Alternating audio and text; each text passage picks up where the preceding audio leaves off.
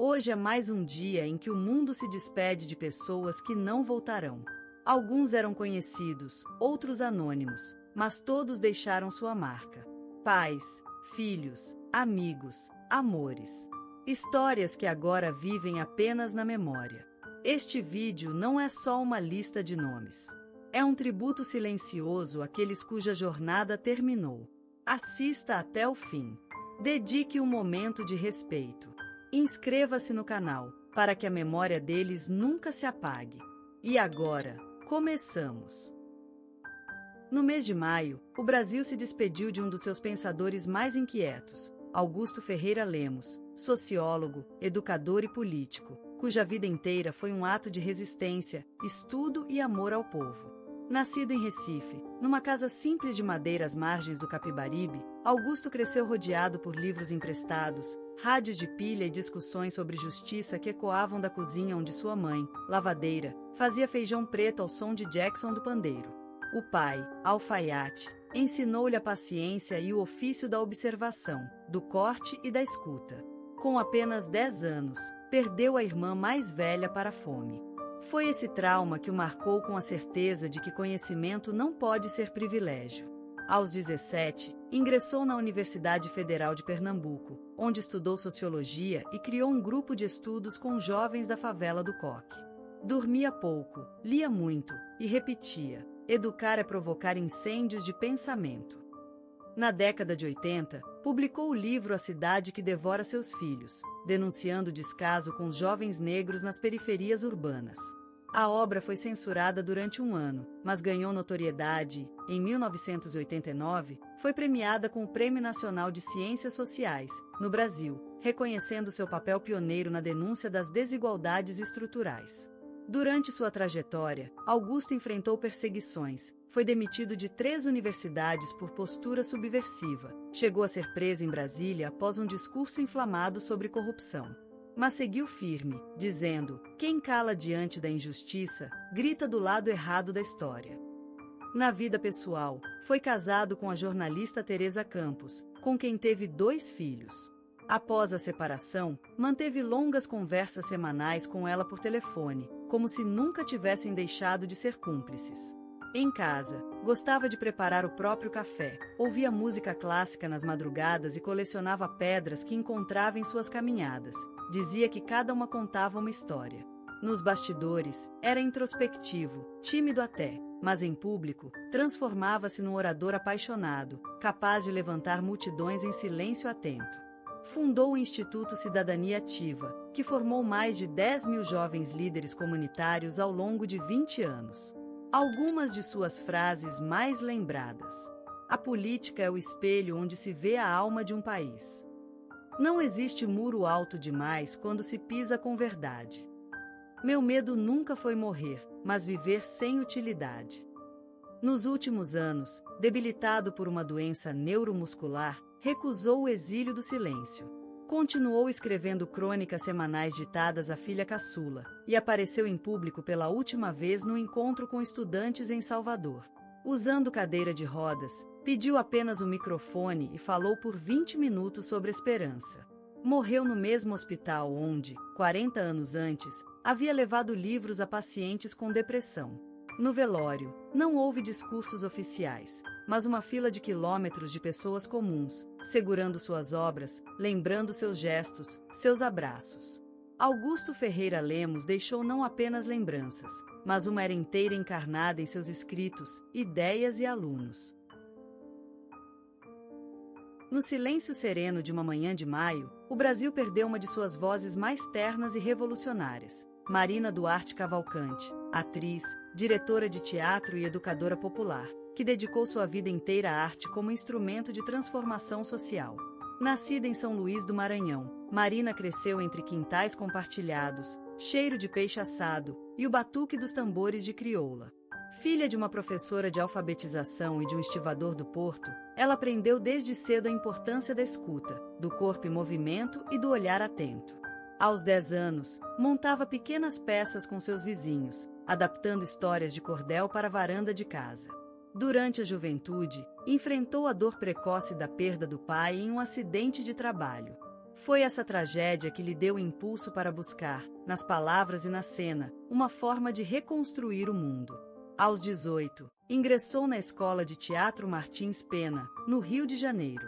Ali, descobriu Brecht, Artaud, mas também aprendeu a respeitar as tradições orais da sua terra. Sua grande virada veio com a peça Pele do Vento, em 1987, uma obra que mesclava teatro épico e cânticos afro-brasileiros, denunciando a violência policial nas periferias.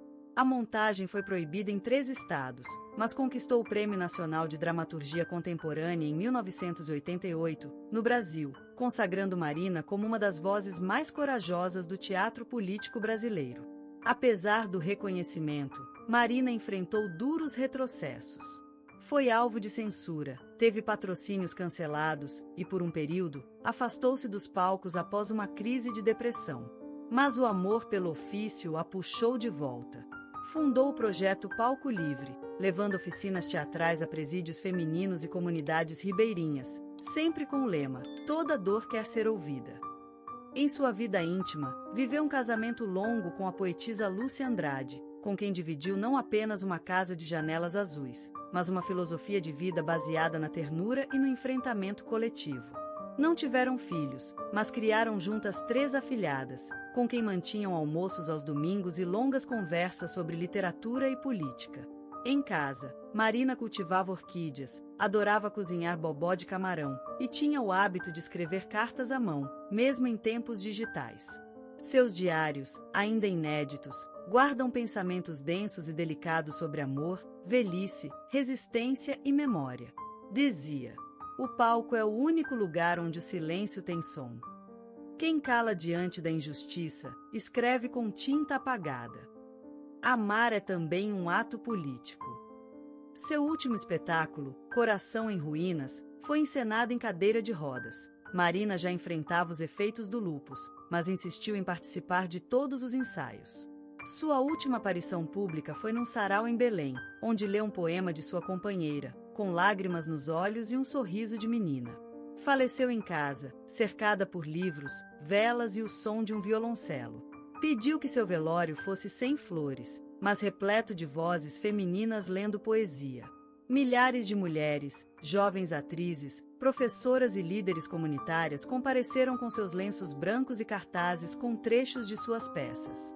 Marina Duarte Cavalcante deixou não apenas lembranças, mas uma era inteira encarnada em seus escritos, ideias e alunas.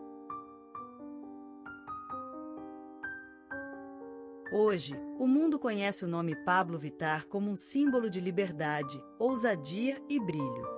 Um ícone da música pop brasileira. Uma estrela que não apenas canta, mas transforma.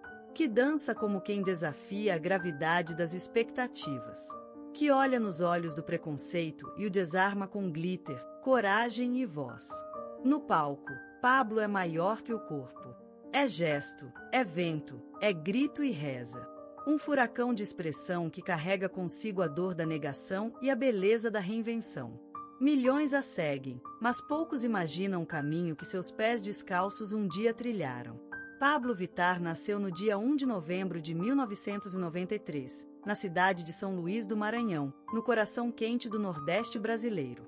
Mas logo se mudou com a família para Santa Inês, onde cresceu cercada pelo som dos galos ao amanhecer e das vozes fortes das mulheres que sustentavam a casa com coragem e panela na mão. O lar era simples. Pequeno, mas cheio de ecos, de risadas, de cantos, de chamadas no portão. A mãe, Vera, era técnica de enfermagem. Uma mulher de fibra e ternura. Trabalhava muito, mas sempre deixava um beijo na testa e um conselho no ar: nunca tenha vergonha de ser quem você é. O cheiro mais forte na casa era de sabão em pó e café coado. Mas, quando era dia de faxina com música, o ar se enchia de Roberto Carlos, Alcione, forró das antigas e hinos evangélicos. A música era onipresente, no rádio velho da cozinha, nos cantos da rua, na alma da criança que ouvia tudo e guardava cada nota como se fosse segredo. Pablo, ainda criança, olhava as sombras dançando no teto à noite e imaginava histórias. Era sensível. Era diferente. Sentia demais. Tinha medo do escuro, sim, mas mais ainda do silêncio das pessoas que não entendiam sua doçura. Brincava sozinha às vezes, mas nunca solitária. Havia um universo inteiro dentro de si.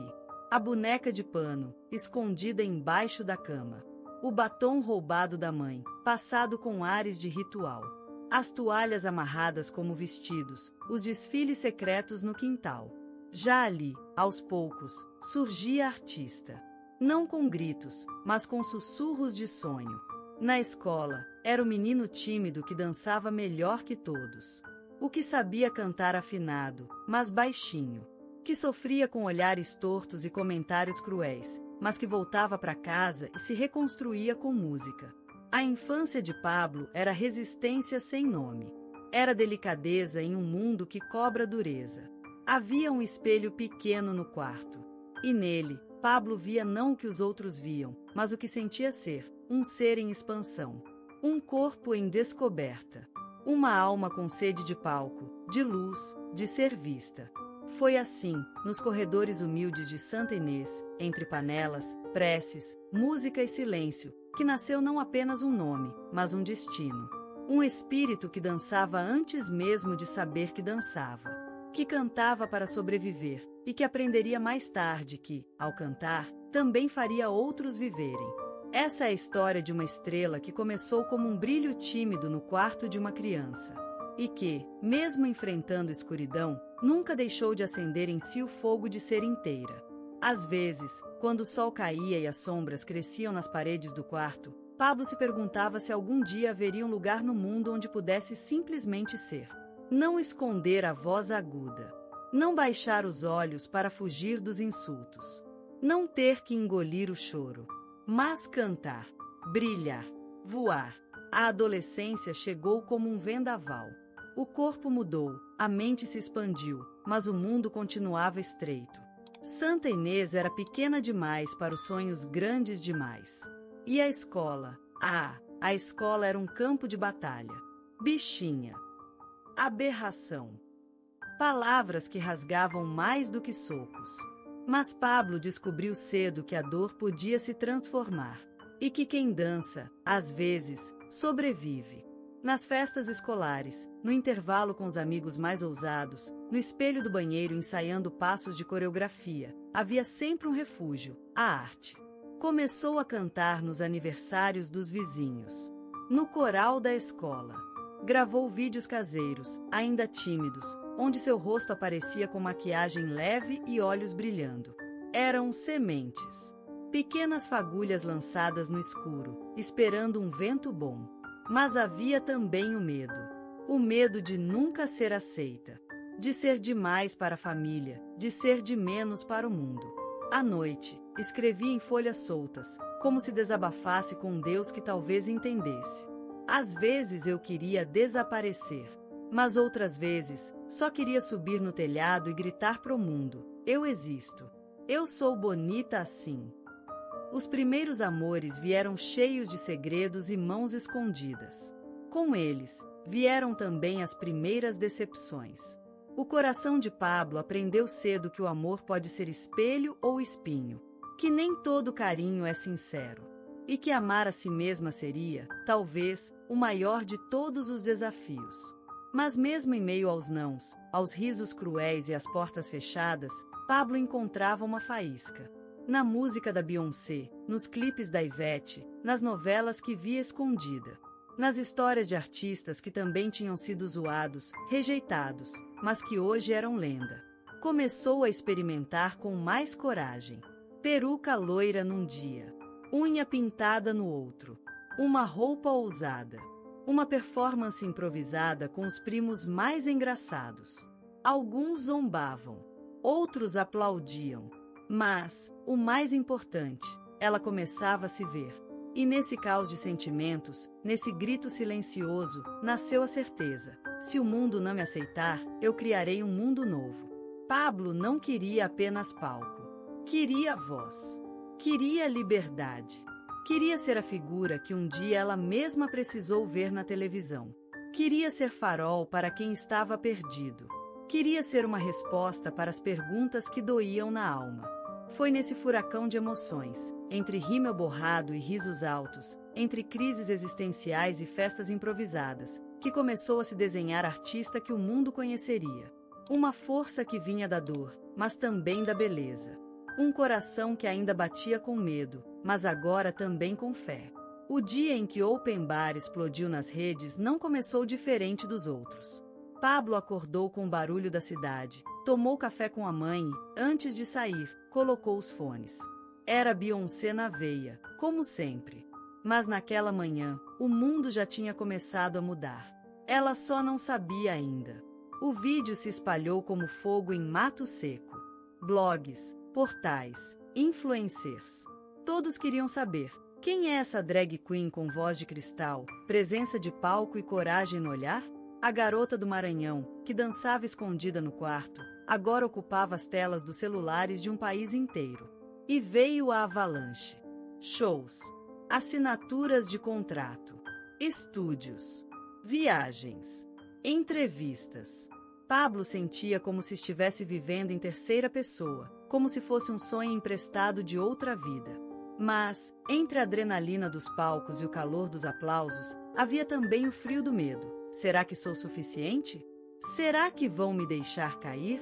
O sucesso é um espelho cruel. Ele amplia tudo, a beleza, mas também a insegurança.